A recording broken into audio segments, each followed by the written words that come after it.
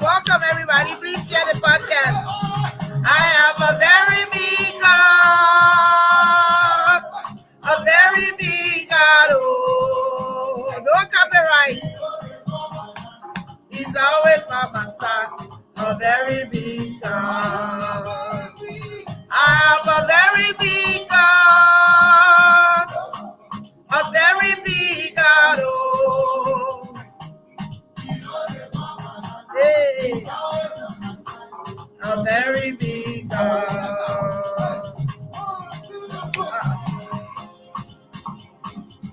No copyrights. Hello, everybody.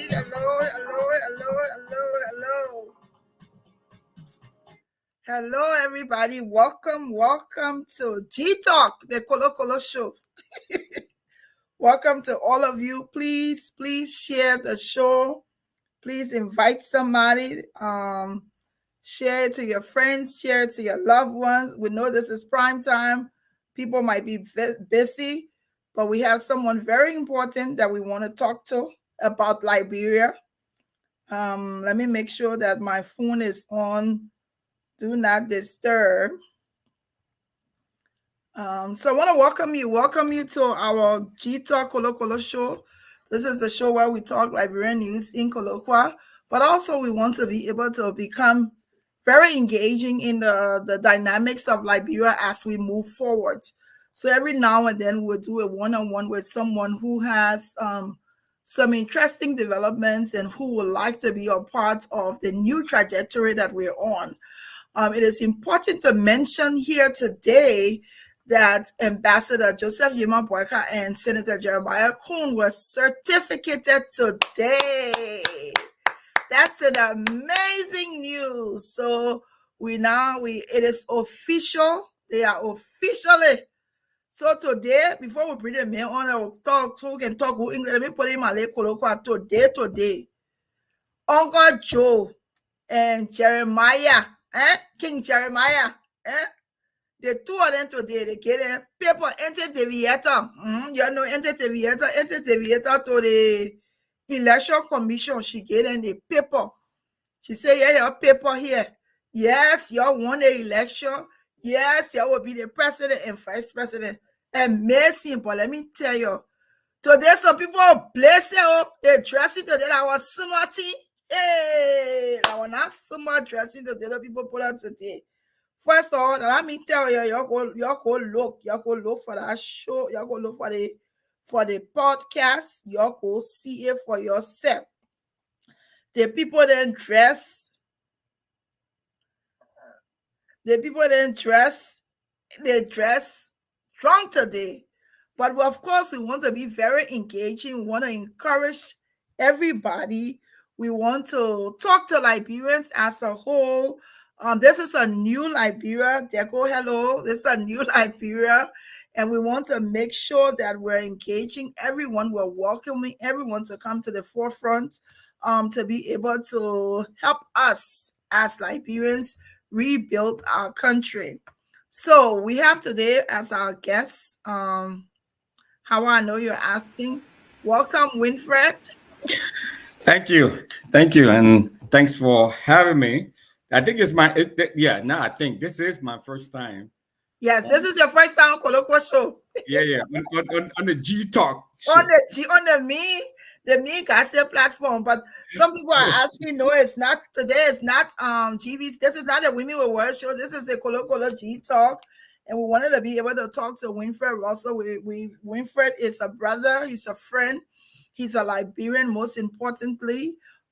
He has joined other Liberians, all of us, to be able to see what can we do as a people to come together and help rebuild our country.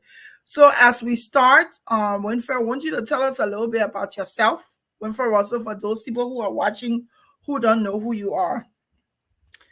Thank you, Glendy, and I'd like to say hi to everyone out there, to all of your guests and your listeners. My name is Wynfred Russell. I'm from Cardwell, from Upper Cardwell, is where I was born, but I grew up in Ganta, Nimba County, and so I hold dual affinity, for both places. So I have a lot of family and friends in both places. And I came to the States, like many of us, during the war or because of the war. I came here and attended university in Michigan and North Carolina, and I've been in Minnesota since I graduated, working at the University of Minnesota, where I taught for a couple of years. And then my background is actually in public health, so I do a lot of work around public health. Did some work in Liberia around Ebola in the southeastern part of the country, and then in Nigeria, where I lived for about 3 years, also working on public health response issue. And I returned in 2017, and in 2018, I ran for a seat on the Brooklyn Park City Council, becoming the first Black person to be elected on the Brooklyn Park City Council, which is the sixth largest city in the state of Minnesota. Mhm. And so I served a full 1 year term. And while I was there, I was also in charge of the state of Minnesota COVID-19 response work, also wearing my public health hat and wearing my governance hat as a policymaker for the city of Brooklyn Park. And last year, I ran for mayor Mhm. of Brooklyn Park after our mayor at the time decided to not seek another term. But I didn't make it, Glendy. Yeah. So I'm here. I see that you hear. One of the things that's as a follow up to your growing up, I don't want to lose sight of the question is, so you run for you're a city council, correct? Uh-huh. And then you run for mayor, and you didn't win. Mhm. Tell us a little bit about that field because I know I was one of those canvassing for you. And I want now that I have the opportunity to talk to you. What did it feel like? How did you feel? I mean, how do you move from like I mean, I love Minnesota. My church is in Minnesota. My pastors are there. I have a lot of support in Minnesota. But it's like you have a large base of Liberians, and to see that you didn't win, it's like how do you the next morning? How was it with you to wake up and just keep on moving? I know, and that's it comes to the territory, right? And so I'm very grateful to the Liberian community. I mean, even though we didn't win, but we received uh, almost 10,000 people voted for us. Mhm. So I mean that was a pretty large number of folks. We got support across the board. So you're talking about the pastors, all of the pastors, all of Yes. the religious leaders, all of the different community leaders, supported us. But I think if there was one thing that you can point to responsible for why we didn't win was because Brooklyn Park is a Democratic town. Okay, this part of the city, the northwest suburb, as it is called, which includes Brooklyn Park, Brooklyn Center, Crystal, Maple Grove, and a number of other little cities around, is considered the northwest. And many West Africans live in this part. And majority of the Black people who live in Brooklyn Park, for example, uh, uh, they're Liberian, Liberian immigrants. Mhm. So, but but what is critically with all of this sort of demographic mix that is here, what is critically important? I think one of the things that people don't know is that to win an election in this area, you have to have the backing of the Democratic Party. You Mhm. have to be endorsed by the Democratic Party. It's one of the critical critical points of your candidacy. If you are not endorsed by the Democratic Party, it is difficult. So even though I was an incumbent city council member and endorsed by the mayor at the time and the immediate past mayor, the fact that I did not have the endorsement of the Democratic Party, and let me just say quickly, the reason I did not get endorsed by the Democratic Party, I got endorsed by the Democratic Party when I won city council, but running for mayor, I did not get the endorsement because I got to the endorsement process rather late. Okay.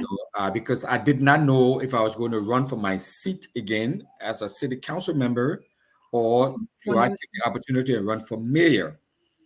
Now, I did after every 10 years, it's the same thing just happened in Liberia. After every 10 years, when there is the census, the political maps are redrawn. So my political map was redrawn, and so the district that I represented when I won to get on the city council, that district did not exist again. I was in a completely different district. So I had to make a decision. Do I run in this new district or do I run for mayor? And so I decided to run for mayor because the mayor at the time was stepping down. And she said, I would like a West African to replace me. I would like Wynfred Russell to replace me. So I decided to put my name in the hat and step forward. So at that time, when that decision was made, the the nominating convention, the convention that decide who gets endorsed by the Democratic Party, that had taken place already. So they had already endorsed someone. So that's the principal reason why we didn't win, was because even though we have a lot of, because I mean majority of the Liberians here are largely Democrats. They vote Democrats. So I mean, it doesn't matter, who you are. I mean, the fact that you don't have the Democratic Party endorsement and stamp, is difficult. So even though I had all of the experience and all these years of experience, the fact was that I came into the endorsement process late. I didn't have the endorsement, so that Yeah. affected us big time. So in Not as because of much the Liberian community. We got a lot of support from the Liberian community. I hear you, and in as much as I want to be politically correct. This is a G talk show, so we're gonna dispel the rumors out there, because there was a lot of talk about and I don't want us to be specific Mm-hmm. to the current government in Liberia, but there was a lot of talk back and forth that you and the CDC government were not in. Didn't have a good relationship, so CDC government had an influence on a group of Liberians, and so because of that group of Liberians there who could have openly supported you, they didn't support you. When you're hearing those rumors, and what do you say to them? Because at least today gives us some clarity that we can Mm-hmm. hear from Wynfred. Was it true? Did you feel that way, that people were not supporting you because of your relationship with the government? And I would say for a fact that I'm extremely proud of you.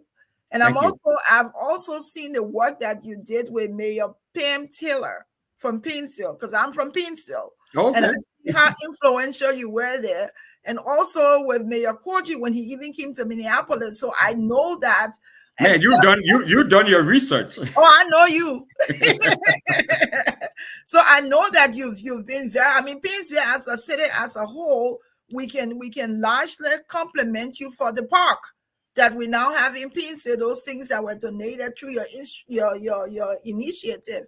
But I want to talk a little bit about that base, because I think the Liberian base and the base that did not gravitate towards, according to the rumors, towards supporting Wynfred, we want to hear about that base, because I felt hurt that, when you're hearing that, sir, I felt hurt that people were not supportive enough, because people say, oh, like bring plenty, they could have, but now that you're saying the Democratic hand played a part, I want to hear you talk a little bit about that. Yeah, thanks. I know there were a lot of rumors out there. There've been a lot of rumors about, and a lot of people have their theories about why we didn't win. I mean, a lot of them have gone out on social media and try to take credit and beat their Yeah. chest about why they think we didn't win. They I hate to disappoint them, but it had nothing to do with that, really. So if you're here, on the ground and and doing the work that we did and all of the efforts that we put into, there were a lot of other things at play. So yes, I mean there are a lot of people who are part of the CDC party who came from out of state. They came from out of state to campaign against me. Many of them.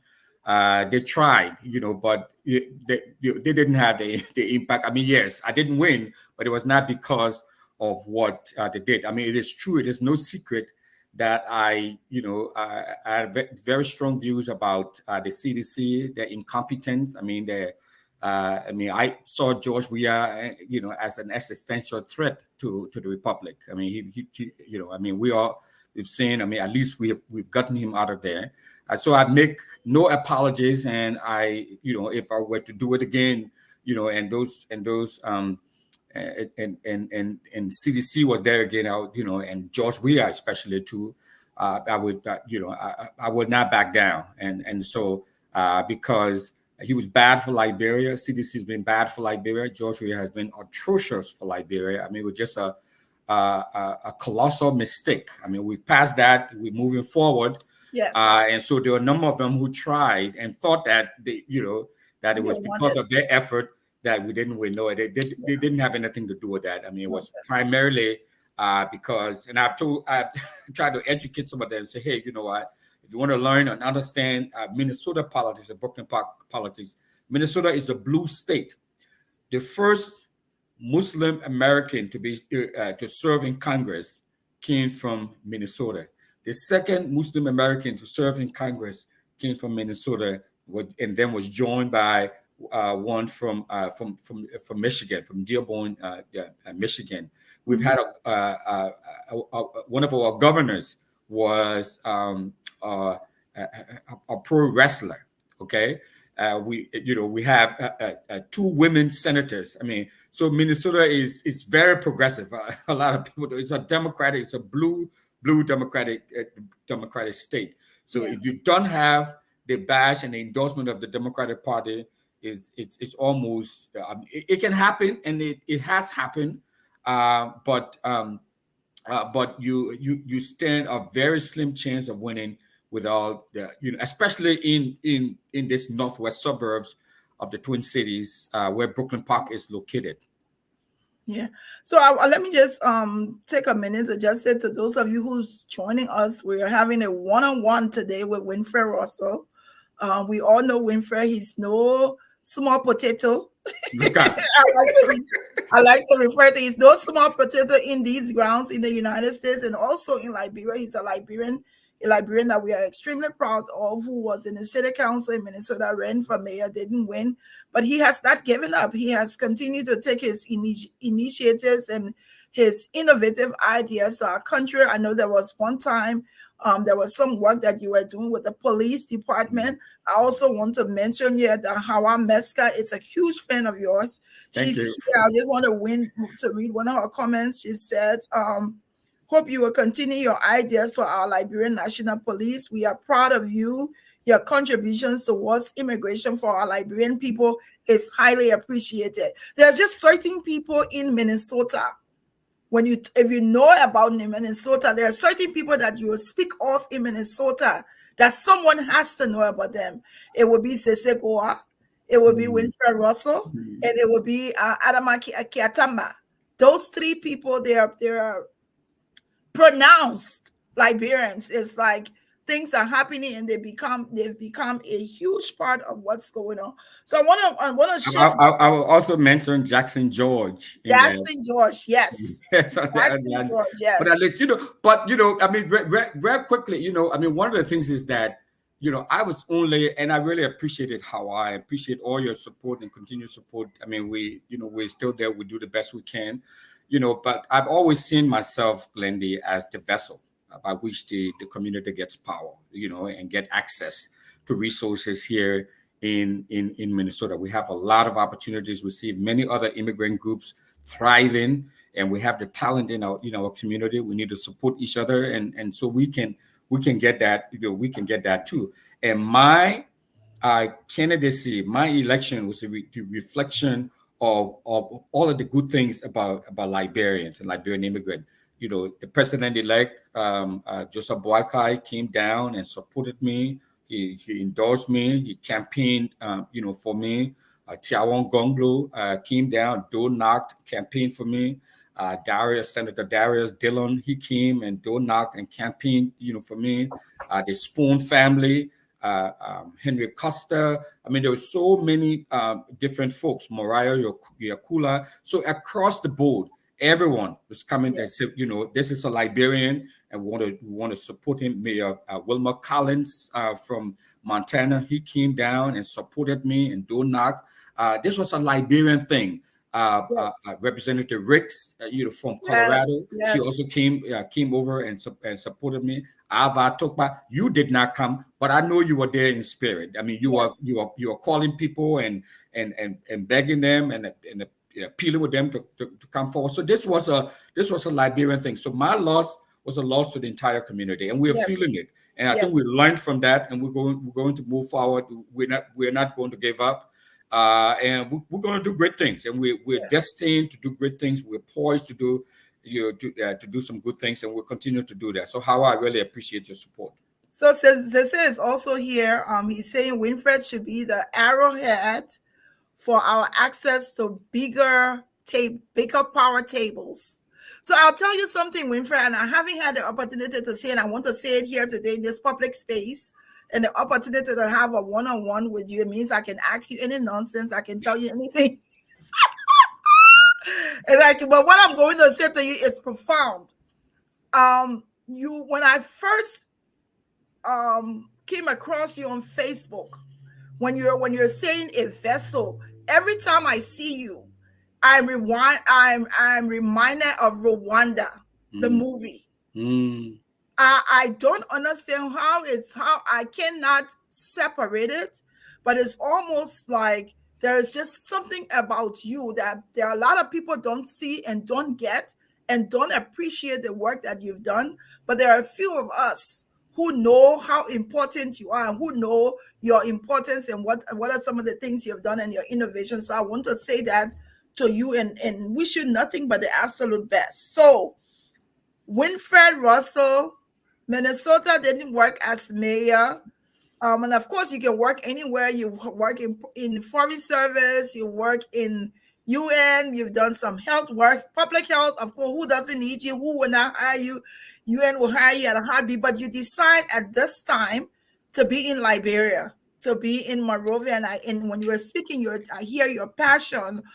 So when you're looking at Monrovia, let's talk a little bit about comparing growing up, you, Wynfred, little boy Wynfred in Liberia, to what you've seen for the young children in Liberia today. How can you compare and contrast those that time? Well, it's very different. Like I said earlier, I grew up in Ganta, Nimba County. I'm from Upper Cardwell, but I grew up in Ganta, Nimba County, and of course, I mean, things are. The opportunities that we had, growing up, even when I came home for vacation, the other times, I mean, the opportunities that we had, I mean, I don't see those opportunities, there that the young kids are having. I was just in Monrovia, and where I was staying, whenever I come out, all the little kids, at least about 10 to 12 of them, I mean, they would just come and surround me and call me, and I took that picture. I didn't show that, their faces. So I talked to each of them and asked them, this is like smack in the middle of the day. And I was like, why aren't you guys in school? And they said, well, our parents don't have money. We cannot afford to go to school. Our parents cannot afford to send us to school. So, I took that picture. I told them to turn their backs, and I took that picture because I wanted to talk about it. And so they went and told their parents. Apparently, so because whenever I get outside, I mean, they would just come running to me and just embrace me. It was just so cool. And I was like, okay. It's like, but can you take us to America? Can you take us to America to go to school?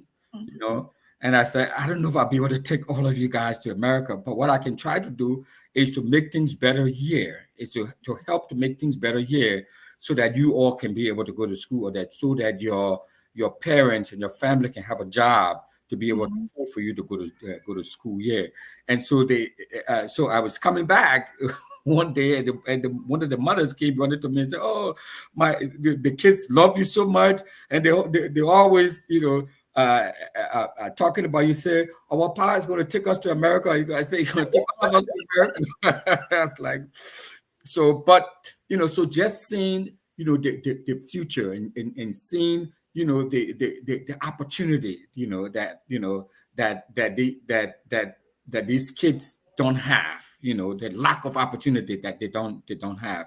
I mean, it pains me, you know but I know that we can do better. I mean, I think we're on the right trajectory now, to do better by those kids.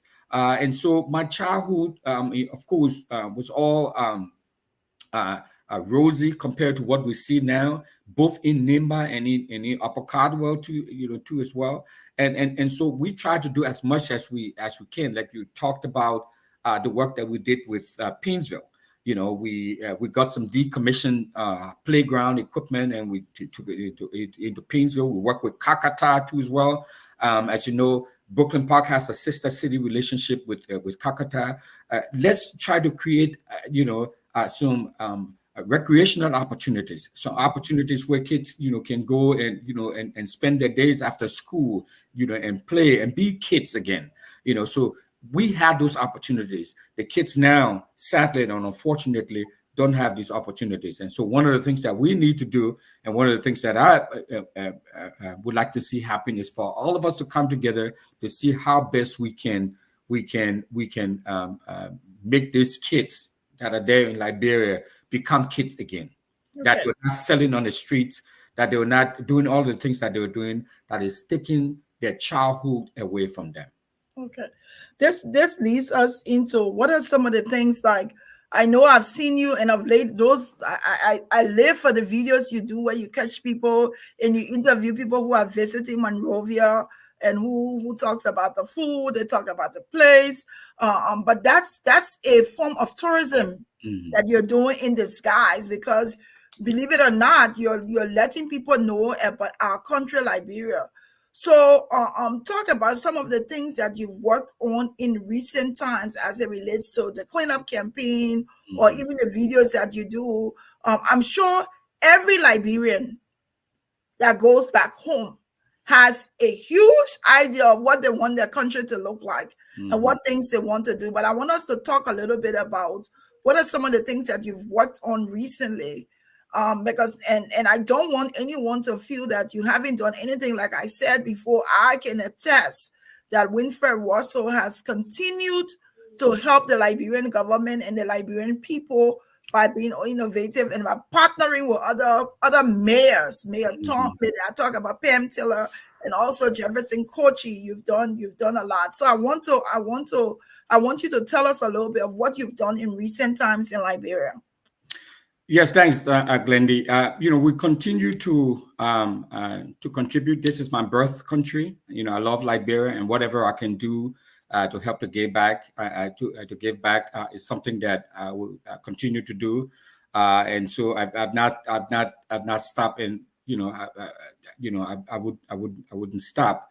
To work with the city of Kakata, like I said, earlier, with Mayor Eddie Murphy, and Pastor Alexander Collins. We've worked with them together, trying to restructure the city council in Kakata, to appropriately govern, as a city, and as a city council. We've supported the police department and the police department of Margibi County, Mm, providing them, equipment, and providing technical assistance too as well. And so that technical assistance have been both ways. They have called us to go to Kakata. We've been there. The mayor of Brooklyn Park has been to Kakata, have visited there. I have visited Kakata too as well.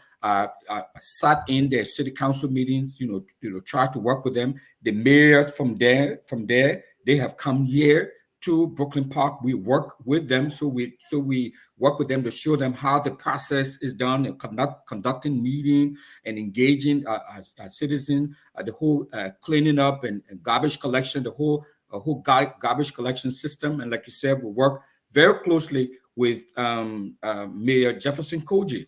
We took him to our massive multi-million-dollar sanitation plant and recycling plant to see how best we don't necessarily have to build a multi-million-dollar sanitation plant. We could, but we can start from we can start small and talk about how we can begin to effectively clean the city in Monrovia. So work with him. We took him there and show him our solar farm, how we can put solar farms in parts of Monrovia, and also our park system. Brooklyn Park is about 23 square miles, okay, and Monrovia is about 25 square miles. So Monrovia is slightly bigger than officially, slightly bigger than Brooklyn Park. Painesville is 75 square miles. So Painesville is geographically is very big, but Brooklyn Park, okay, Brooklyn Park has almost 60 parks. 60 parks. We're generating money. We're bringing in income. That park. We have all types of parks for your dog. You come to Minnesota all the time. You come to yes. We have a lot of function, a lot of events. Don't forget the waterfalls. Exactly. All of that. And I love the waterfalls. To rent one of those parks is like $300. That's income that we are generating. We generate millions of dollars. So working with we work with Mayor Jefferson Koji to look at how we can mobilize resources locally in Monrovia, how to generate income to help to support the city governance process. Like I said, work with Mayor Taylor. So we work with a number of these groups with the Liberian National Police, providing uniform, training opportunities, for them, for the fire service. Even the president-elect and I have worked together, before on providing fire equipment and fire service through the Fire Rescue Committee and Chief Ken Perlman and Reverend Collins. So we've continued to work on a number of these different initiatives to see how best we can improve the lives of our people living in these various parts of the city. And I know you touched on a little bit about tourism and some of the things. I mean, tourism is a big part of the city and what we do in the city. I've been on the tourism board, the Minneapolis Northwest Tourism Board, for 5 years, and chair of the tourism board. So when you see me out and about in Monrovia, interviewing folks and posting it, I don't get paid for that. I don't ask for pay for that. This is part of way of me trying to expose, because I'm part of a number of different touristic groups. I work with the Liberian National Tourism Association, Mayor Ure, and Lisa Antoine, part of that group, to try to see how best we can promote tourism, there and here in Brooklyn Park, our tourism board.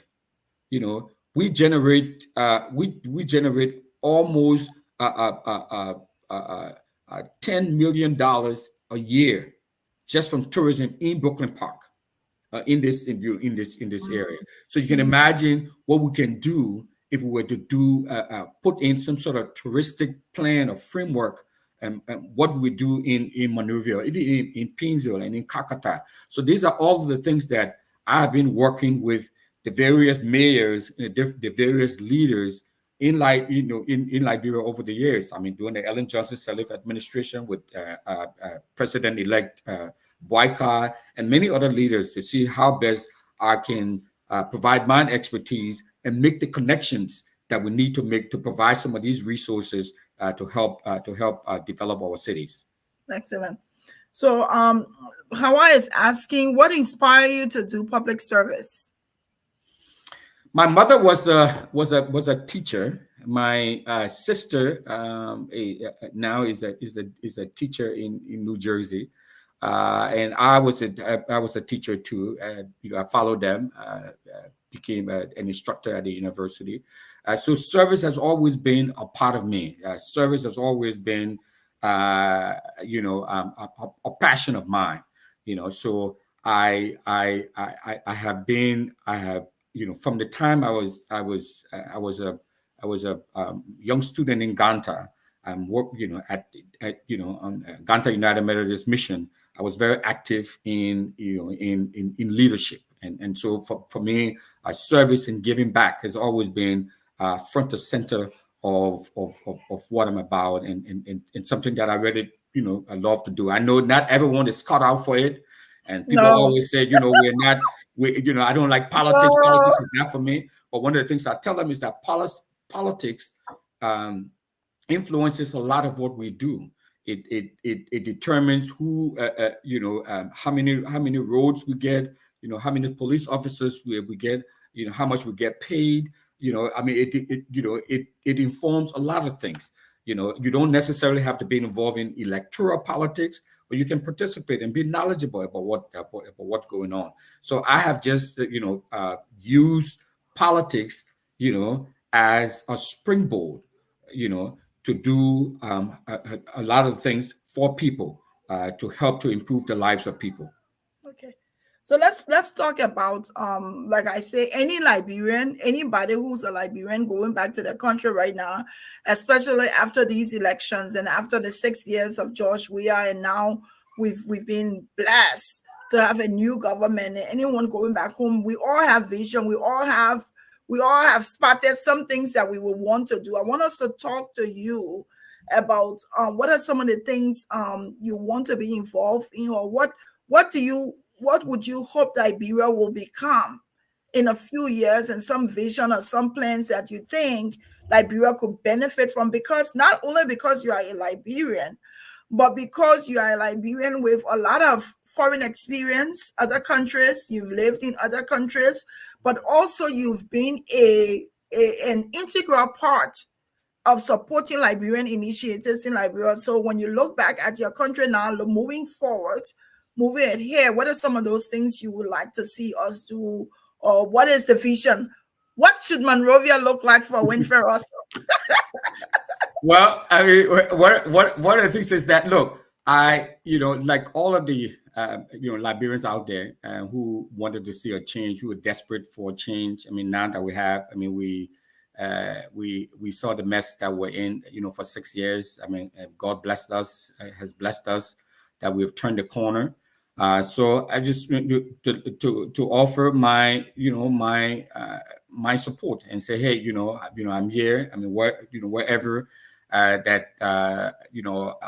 my talent and my connections can be utilized.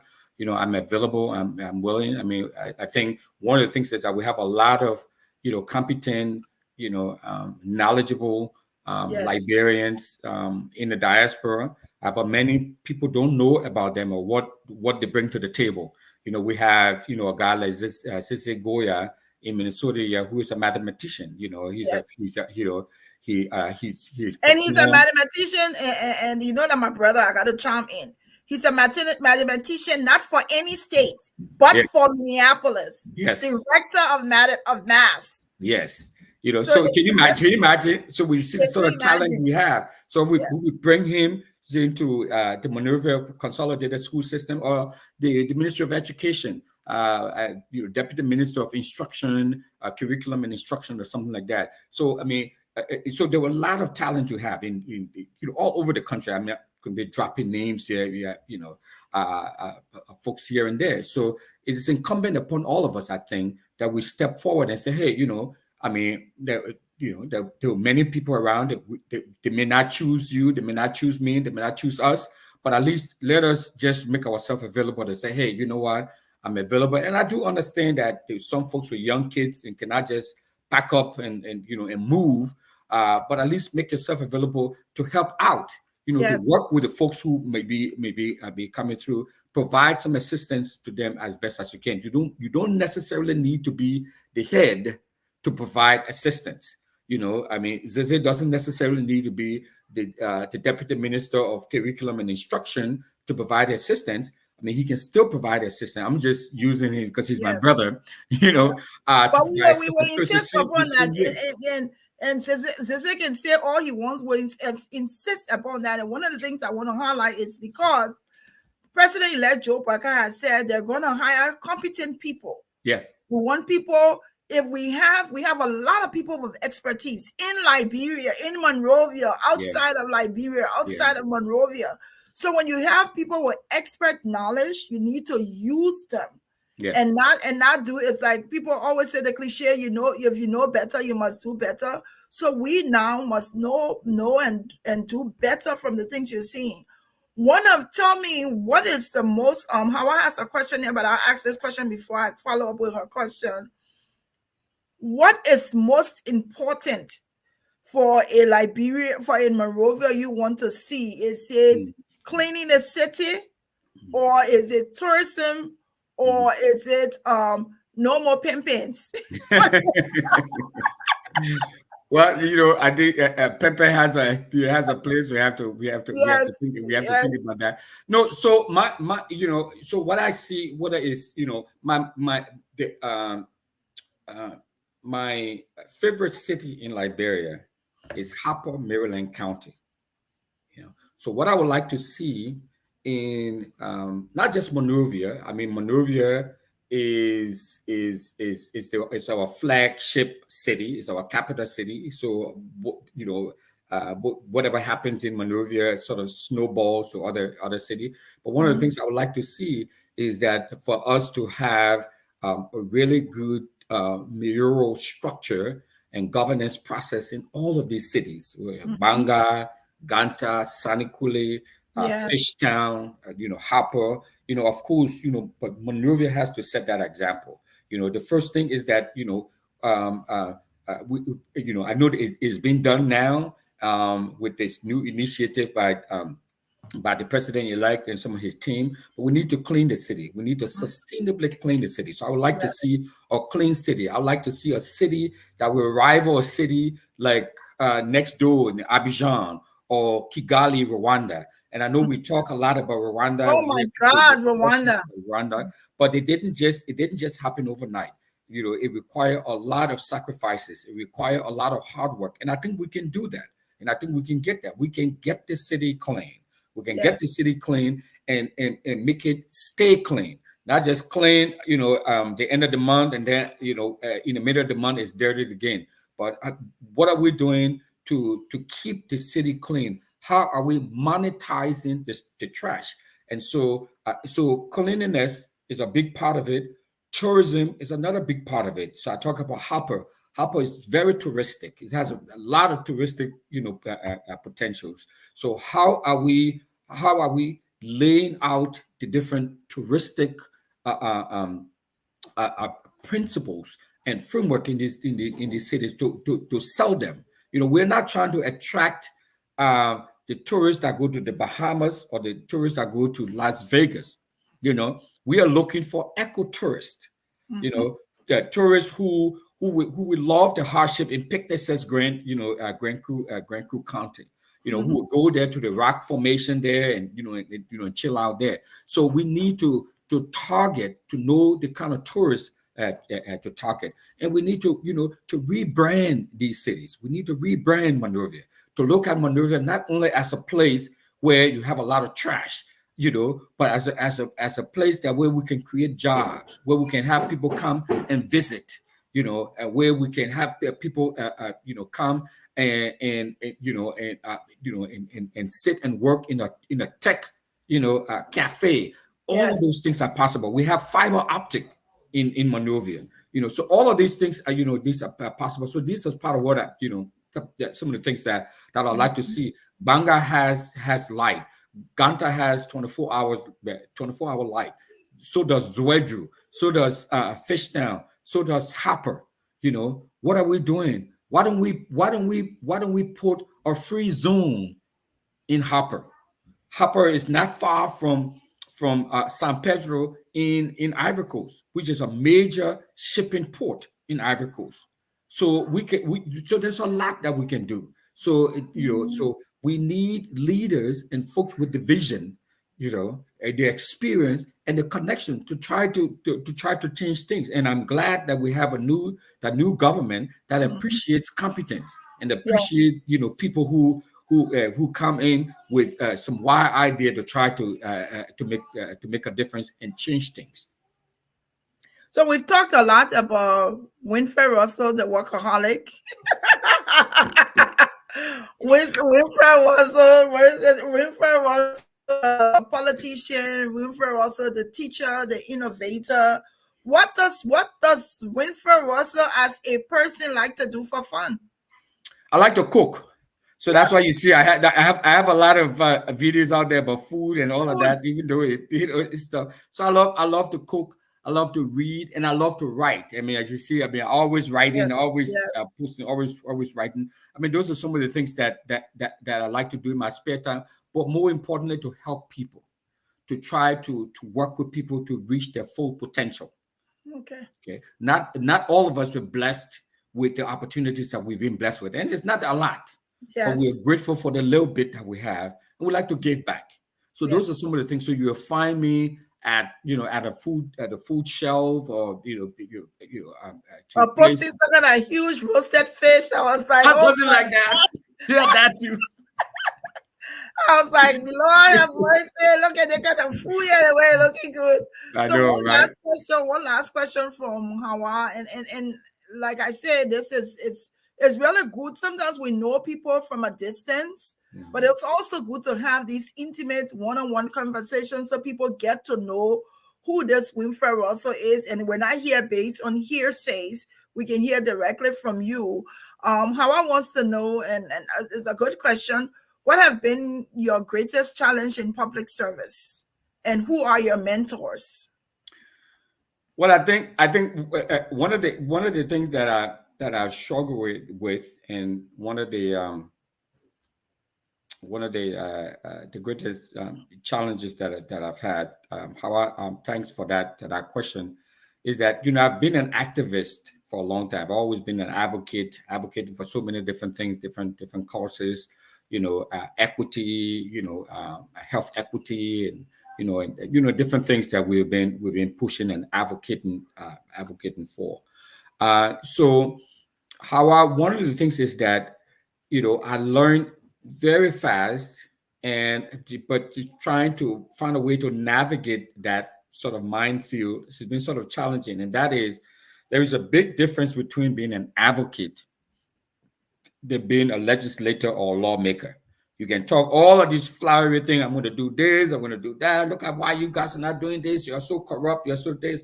But when you get there, because the big difference is that when you're a policymaker or when you're legislator, whether you're on the city council or you're in the Congress or you're in the national legislature as a representative, as a senator, you have to work with others. You have to collaborate.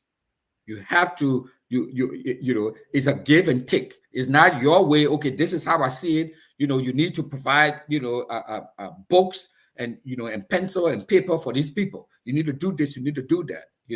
But sometimes to be able, when you get into the governance process, it's a whole different ball game. So one of my challenges, Hawa, has been being able to make that transition from an advocate to a policymaker, to somebody who is writing and supporting policies. Because you're no longer an advocate now. You know, and who are some of my mentors? I've looked at people who have come before me. There are a lot of them folks on the ground, and here in the U.S. Mayor Collins in Montana is a good friend and a mentor.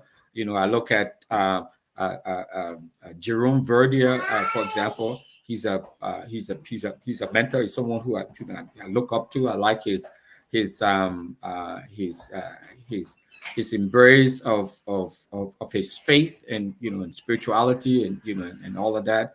I had a strong mentor. He's passed since. I think about him all the time because he guided a lot of what I what I did. And I'm sure if he was here, he would be front and center. His name was Dr. Emmanuel Dolo. Was a Yes. big mentor of mine and supported Mhm. me when I ran for my first election that I participated in Minnesota. He supported me and he's been there. And he was there all the way up until his death. And there've been there were several others. There a lot of other American folks who I work with here, like the former mayor, Lisa Jacobson. I listen to her. I get advice and input from her. Commissioner Jeff Lundy, Hennepin County Commissioner here in Minnesota, and one of my you know biggest champions and not a strong mentor of mine is Father Wilson, Father James Wilson, an Episcopal priest. He's been a huge supporter and a mentor of mine. So those are some of the folks that I will mention who have really inspired me and influenced me to do a lot of what I do. I mean, there are others who I had a very fruitful conversation with who guide my thoughts along the way, and continue to be very good friends, like Dr. Alpha Manchester, or Pastor Collins, Alexander Collins, all of these folks. So I have a circle. I've not been able to do all of these things by myself. I've had a lot of great support, a lot of great mentors, a lot of great friends who've supported me over the years and who continue to support me. All right. Okay. So when we're looking now, of course, we all have some level of excitement in the change in governance in Liberia. What when you look back at some of the things that was done wrongly, um, and that you were sad about, I want you to be able to tell us one thing you think that's gonna make a difference if if the new government coming in will do. What is that one thing you think they could do better than what was done in the we as government? I think just appreciating competence, appreciating folks with the skills and competence to do the work, and not based on friendship or based on party affiliation or based on tribal alliance and all of that. And I think if it's one thing, because one of the things I have written about and talked about is that we tend to celebrate mediocrity, you know, as opposed to we may disagree with Flomo, or we may disagree with whoever, but if they can, on a personal level, but if that person is competent and they can do the work and they have a proven track record of doing the work, I think we need to celebrate them. And I think that's Yes. one of the things that the outgoing government didn't do. I mean, they failed miserably because they put people in jobs that they had no clue of, they had no knowledge of, no expertise in, in any of the areas that they were given, other than being a sedition, and that's wrong. And I know this government, the new incoming government. With President-elect Boykai is poised to changing that. I mean, I heard a conversation with John Malou and others from the party, Amos Twe and Mo Ali and all of them, trying to set the record straight and trying to put things on the right path for what Liberia is going to look like moving forward. And it's not the same old mediocrity that we were celebrating, or some people were celebrating, and all of that. So if there's one thing, it's about the appreciating and embracing competence. Great. I appreciate that. I appreciate that too, because it says a lot about your country when some of us who are not in Liberia, we're here. We also want to be a part of the development, want to be a part of the rebuilding. And we need to be able to not feel indifferent. To rebuilding Liberia is like, you haven't been here, you can do this or you don't do that, you don't know how to do it. We need to be able to come together with a mindset of Liberia is our focus. and we want to be able to see what we can do to work on our country. So we're almost at the end. I want you with the vision. You talk about tourism, you talk about cleaning the city, you talk about education, you talk about parks and other stuff. I want you to take a minute to speak to Liberians. Hmm. Liberians who may have said, I am done with that country. Hmm. I want nothing to do with them. I want for you to be able to speak from your heart to them and say, you, Wynfred, can get a job anywhere. You Hmm. can stay in America, but you decided that you have to be able to continue to put your hand into the plow and let's work together. Want you to talk to that base of Liberians who are saying, some of them have been hurt. Hmm. There's so many people in Liberia that's hurt. Also, there's the crime rate. People have lost family members, no justice. You're seeing that the death, the people have been innocently. I mean, some people have died with no their family not even knowing what caused it. I want you to talk to that group of people who have been so hurt and that they've given up on the country like Liberia. What would you say to them to encourage them? It's true. It's true, Glendy, and it breaks my heart. And I hear it all the time. I went to Liberia the first round of the election. I mean, during the first round, and there were a lot of friends and loved ones, telling me, don't go. Why are you going over there? Things is going to be bad. Things is going to be chaotic. And the CDC folks are going to target you, and and all of that. But I heard them, but I decided that I'm going to go. I'm going to go and be a part of this process, and be a part of something that was momentous in our history. So I'm glad that I did. So one of the things I would tell to my friends and others who may be watching this podcast or who may listen to it later on after we're all done here is that yes, we all have been disappointed in the direction of Liberia where things have been going. But we have a new day now in Liberia. There's a new sheriff in town. His name is Joseph N. Boakai. Things are changing. Things will change. So we need to. I mean, there are a lot of people. You're right. There are a lot of people who were burned by this government. The previous government being very vindictive, very callous in their way. I mean, demonstrably, corrupt, with all of the allegations flying around here and all of that. The rule of law was non-existent. People were doing whatever. I mean, if you go in the country, you're not sure whether you're in Nigeria, whether you're in Ghana, whether you're in Australia or the UK or America. You have things that just all messed up all over the place. There was no consistency. There was no professionalism.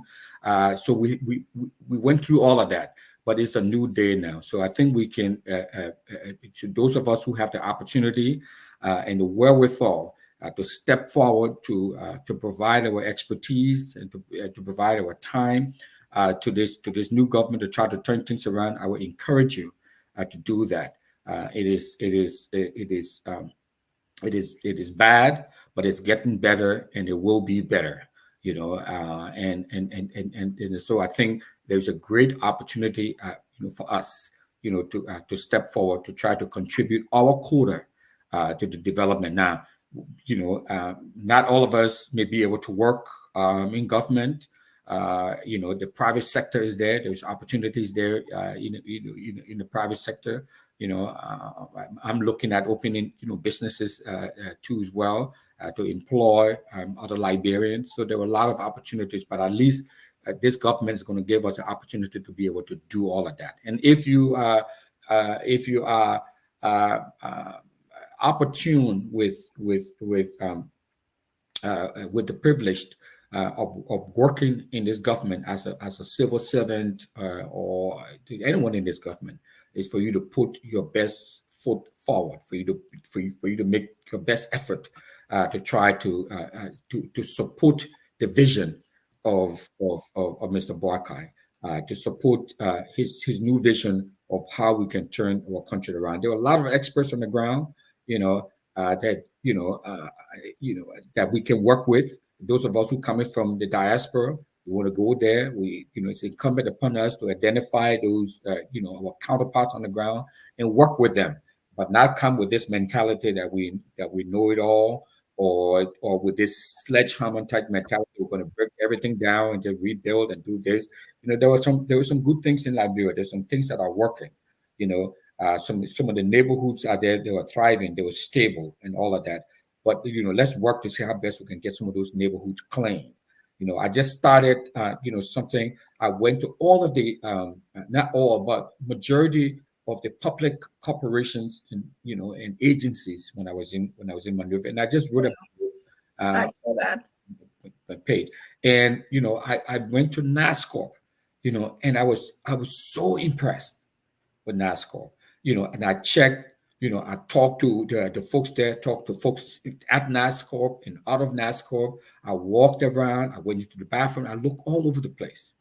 And it is so different. I mean, if you look at NASCAR, it's like you walk into the Social Security Administration building here in downtown Minneapolis. Wow, yeah, I saw that post. Clean. It is functional. People are working. They're now loitering around. You go to a lot of places, you see people standing all over. You go to the airport, you see people all over the place.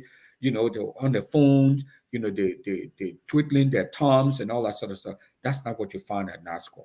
So I give NASCAR my 2023 best, the cleanest place Yes. and best place to work in Liberia. So we need to aspire to that. So Yeah. next year I'm going to look at other places, but also going to incorporate the communities, the different communities, to see which community is the cleanest, and give them some cash award. I'm doing this on my own, but to see how best we can encourage folks, you know, there's this saying that cleanliness is next to godliness. God goodness. So we need to, and why is NASCOR is so clean and functional, and you look at some of the ministries and some of the agencies, that's not the case. You have to look at the head, who we put at the head of some of these places. And so if you look at the head and see what they were doing, and it is reflected in the agencies and the ministries and organizations that they were running. So that would be what I would say to folks. I think Liberia now is a virgin area. We have a new political dispensation. We have a new opportunity, and I think those of us who are available and have the time and the wherewithal and the experience and the connection to make a difference in our respective fields and areas, I think we should step up, and do that, and answer the call of the new administration and the new president elect. Thank you. Thank you so much, Wynfred. We've had got to know you a little bit more. Thank you for this one-on-one time with you. Wish you all the best. We want to thank you for all of the initiatives you continue to work with. Just quickly, how I had asked, are you planning on having any public health mentorship program for young people in Liberia, like a Wynfred Russell public health mentorship? Well, there are a couple of things I do. Maybe I can announce it. So beginning this, well, not beginning, but I've been since 2020. We've been leading a medical mission led by my friend and brother, medical doctor Ruben Benedict, Oh, wow. to Flumpa, Nimba County. So this weekend, at the end of the year, so we do it 3 times a year. So this weekend, the end of the year, health camp, we call it. We'll be going to Flumpa and Nima. three other towns in Nimba County to provide free medical service. Wow. And we have about 10 volunteer, local, not from America, local. So I'm the only one who's flying from here to connect with these medical volunteers on the ground. That we will be going to Flumpa to provide this medical service. And then at the end of next month, January, will be somewhere in Bond County. I'm not, so, so it's not about where I'm from or where we're from, but Yes. but this is Liberia, and they were all Liberians, and so those are some of the things that we're doing. So maybe eventually it will it will it will Come it up. will yeah it will come into some sort of public health mentorship. But as far as public health is concerned, that's part of what we have been doing, and that's part of what we continue to do, and we'll try to scale that up. Thank you. Thank you so much for all you do. Thank you for taking up your time to talk to us. Want to wish you all the best. We hope that the new government will see. Of course, they're looking for competent people. You have a wealth of experience, knowledge in public initiatives and stuff, and they will hope that they will be able to recognize your expertise, and of course, definitely use your service. Thanks so much, Wynfred, for coming on, talking to us. And whenever you feel the need to, just call me. I'll Okay. make the time so we can talk. Want to make sure people know, and we hope we want this. Even though we generally started this GeeTalk because of Colo business, but as we branch off now from the real government, want people to get to know people, get to Yeah. know, especially diasporans, people in the diaspora. I don't want people, I Mhm. know a lot of people who don't know about me or who don't know what I do, but we want to be able to expose people to the point where we're able to share information so people can become informed Yeah. about Yeah. someone, and not know somebody because of what they've heard. We've learned a lot about the things that you've done, and the fact that you even do the health initiative 3 times a year. That's commendable. So thank you so very much. No, I'm not going to ask him if he's married. No, I'm not going to ask him about anything else. Well, Thank you. I mean, you said this is GeeTalk, so I mean, it's open. No, I'm single. I'm not Well, married. there I'm you I'm go. married to my work and There you the go. initiative We that I gotta do. find somebody for him. We time when he be married to work. But Wynfred, thank you so much, my brother. Have a wonderful evening. Thank you. All Oh, right. okay. So, folks, thank you for watching. Yeah, that the cheese. You know me, the show that cheese show how I gotta add a cheese. But we wanna thank you all for watching. I'm gonna do this public appeal here. I want the next guest on this GeeTalk to be Hawa Metzger. I want to be able, please, people, please ask Hawa to accept this open invitation. I've been wanting to interview this lady one on one. I want to talk to Hawa Metzger. I've wanted to do it, but I didn't want to send her a message. I didn't want to call her. I wanted to do it publicly. I want people to. This woman is a role model for me. Believe it or not, I'm way older than she is, but I love Hawa, and I love how passionate she is about the things she's done. So I would hope that the next time we come on here on GeeTalk, Hawa Metzger will be our guest. We want to know about the things she's passionate about. We want to talk to her, but we want to know Hawa. We want to know the other side of Hawa. We want to know the things that Hawa does. A lot that this young woman is doing. Hawa, so please, my people, harass her. I will not ask her. No, I will not ask you about dating.